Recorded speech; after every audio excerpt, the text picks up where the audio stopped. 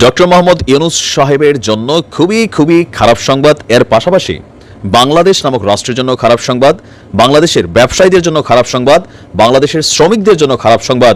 সকল দিক থেকেই এটা খারাপ সংবাদ। আমরা তীব্র নিন্দা এবং প্রতিবাদ জানাচ্ছি। রাজনীতির কারণে কেউ যদি মনে করে থাকেন যে আমেরিকা এই মুহূর্তে নিষেধাজ্ঞা দিলে ভালো, সরকার বিপাকে পড়বে, কেউ যদি ভাবেন আমরা যারা আওয়ামী লীগ আছি আমাদের জন্য সুবিধা হবে, আপনি বাংলাদেশের প্রতি ভালোবাসাটা এখনো তৈরি হয় নাই। দর্শক, ভারতকে এটা নিয়ে আমরা খুবই শক্তভাবে সরকারের পক্ষ থেকে এটাকে ব্রিফ করা দরকার। কারণ যুক্তরাষ্ট্রের প্রেসিডেন্ট ডোনাল্ড ট্রাম্প এবং দেশটির কংগ্রেসের মাধ্যমে বাংলাদেশের বিরুদ্ধে একটা নিষেধাজ্ঞা আরোপের চেষ্টা শুরু হয়ে গেছে। বলা হচ্ছে যে এই কাজটা করবেন এক ভারতীয় আমেরিকান নেতা এবং তাদের টিম। আগামী বছর জানুয়ারিতে ডোনাল্ড ট্রাম্প রাষ্ট্র ক্ষমতায় বসতে যাচ্ছেন, আর সেই ক্ষমতায় গ্রহণের পরপরই বাংলাদেশের বিরুদ্ধে নিষেধাজ্ঞা আরোপে এই ভারতীয় নেতা সহ তাদের যে টিমরা আছেন তারা কাজ করবেন। ভারতীয় আমেরিকান নেতা ডাক্তার ভারত বড়াই বার্তা সংস্থা পিটিআইকে বলছে, নির্বাচনের আগে বাংলাদেশের সংখ্যালঘুদের উপর নির্যাতনের যে অভিযোগ তুলে ডোনাল্ড ট্রাম্প পোস্ট দিয়েছিলেন সেটি তাদের উদ্বুদ্ধ করেছে। আর এই বিষয়টিতে মানে তারা এখান থেকে উৎসাহ পাইছে আর কি। আর এই বিষয়টাকে কাজে লাগাইয়া বাংলাদেশের উপর নিষেধাজ্ঞা দিতে তারা ট্রাম্পকে উদ্বুদ্ধ করার চেষ্টা করবেন। ইভেন তারা বলছেন তারা সফল হবেন। এই ভারতীয় আমেরিকান নেতা বলছেন, বাংলাদেশের হিন্দু এবং তাদের মন্দিরে যে হামলার ঘটনাগুলো ঘটেছে সেই ব্যাপারে ডোনাল্ড ট্রাম্প সাহসী বিবৃতি দিয়েছেন। তিনি একজন সাহসী ব্যক্তি। যদি পরিস্থিতির উন্নতি না হয় তাহলে তিনি বাংলাদেশের বিরুদ্ধে অর্থনৈতিক নিষেধাজ্ঞার কথা চিন্তা করতে পারেন।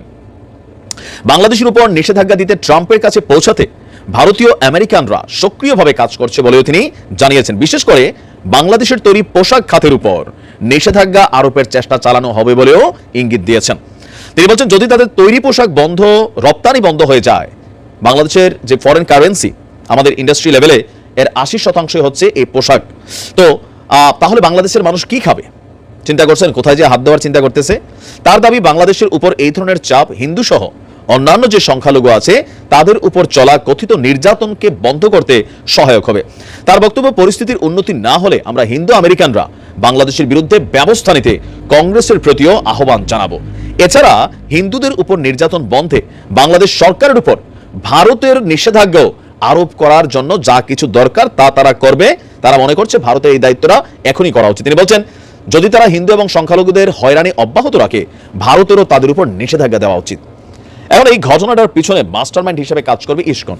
চোখ বন্ধ করে আমরা বুঝতে পারি বা এটা দাবিও করতে পারি কেন কাজ করবে ইসকন। দেখেন, ইসকন একটা ওয়ার্ল্ড ওয়াইড নেটওয়ার্ক, অর্থনৈতিকভাবে যথেষ্ট শক্তিশালী, কূটনৈতিকভাবে যথেষ্ট শক্তিশালী, আর এটার মূল ব্রাঞ্চটাই মার্কিন যুক্তরাষ্ট্রে কাজ করে।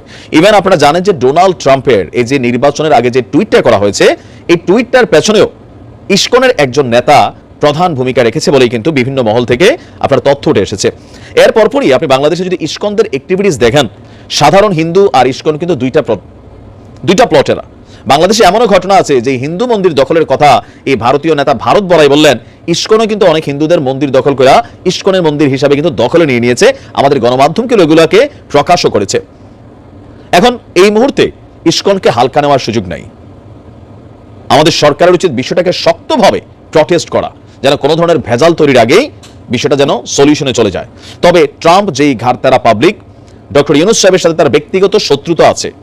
কারণ হিলারি ক্লিন্টনকে তিনি যখন ফান্ডিং করছিলেন নির্বাচনের জন্য ডেমোক্রেটদের, তখন কিন্তু ট্রাম্প নাকি বলছিল ওই ক্ষুদ্র ঋণদাতা লোকটা কে, পুরানো একটা কিন্তু ভেজাল আছে। ইভেন ডোনাল্ড ট্রাম্পকে নিয়ে আন্তর্জাতিক অঙ্গনেও বেশ কয়েকটা জায়গায় সাক্ষাৎকারে বা সাংবাদিক সম্মেলনে তিনি কিন্তু কয়েকটা কথা বলেছিলেন যেগুলো ট্রাম্পের বিরুদ্ধে গিয়েছিল।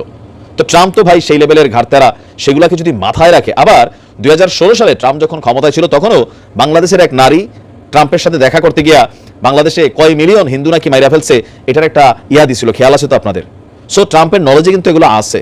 এখন আবারও যদি একই দৃশ্যপট হয় তাহলে এই নিষেধাজ্ঞা বাংলাদেশের জন্য ক্ষতিকর হবে, জনগণের জন্য ক্ষতিকর হবে, রাষ্ট্রের জন্য ক্ষতিকর হবে। ডক্টর ইউনূসের জন্য এত ক্ষতি হবে না, সরকার পরিচালক হিসেবে তার উপরে একটা আসবে যে তিনি সরকারকে ব্যর্থ করেছেন, আইন শৃঙ্খলা পরিস্থিতিকে কন্ট্রোল করতে পারেন নাই। আল্লাহ হেফাজত করুক। আর এর বিরুদ্ধে আমার মনে হয় এখন থেকে আমাদের চোখ কান খোলা রাখা উচিত। ভালো থাকুন।